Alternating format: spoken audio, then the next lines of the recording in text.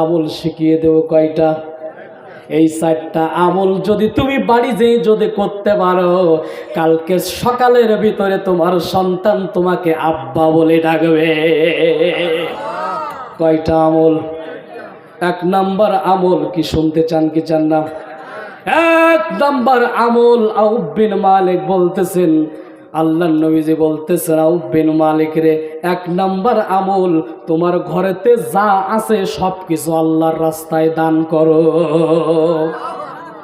বাড়িতে কিছু আছে? সমস্যা কয়টা? প্রথম নাম্বারই তো বাড়িতে কোনো খাবারই নেই। আল্লাহর নবীজি বললেন কি? এখন আমার আব্বা জানেরা, এখন আপনাদের কাছে আমার প্রশ্ন রে বাবা, আউফ বিন মালিকের থেকে কি এখানে কোনো ব্যক্তি খারাপ আছে? আছেন কি কেউ? যে হুজুর বাড়িতে একদিনেরও খাবার নেই এমন পাবলিক এখানে আছে? কোন ব্যক্তি আছেন? তো হাত তোলেন, আমি তার 500 টাকা দেবো। আছেন কেউ? তার মানে এখানে আউফ বিন মালিকের চেয়েও কোনো ব্যক্তি এখানে খারাপ নাই রে বাবা।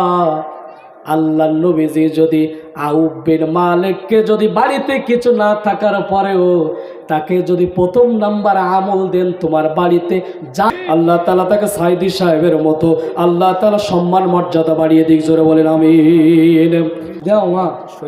মায়ের 1 ধার দুধের দাম, মায়ের 1 ধার দুধের দাম, কাটিয়া গায়ের চাম, পাপস বানাইলেও ঋণের শোধ হবে না, এমন দরদি ভবে কেউ হবে না আমার মা গো। আমার শ্বশুরকে যেমন বেডের ভিতরে শুয়ে রেখেছেন, আপনাকে আমাকে আল্লাহ পারেন কিনা বলেন? আজকে মরলে কালকে 2 দিন, পরের দিন কেউ কাঁদবে না, যাদের জন্য করলা কামাই মরলে তারা চিনবে না। থাকতে সময় করো আমল, ইমান করো খাঁটি, শেষ ঠিকানা তোমার আমার 3.5 হাত মাটি। ভাই কাদের জন্য করতেছেন? আজকের আল্লাহ ছাড়া কেউ আপন নেই ভাই, আল্লাহ ছাড়া এই দুনিয়ায় কেউ আপন নেই বাবা। বাবা দেও বাবা, এই হাত দুগুণ ধরে বলে যাচ্ছি বাবা, আর মাত্র 24,000 টাকা বাবা।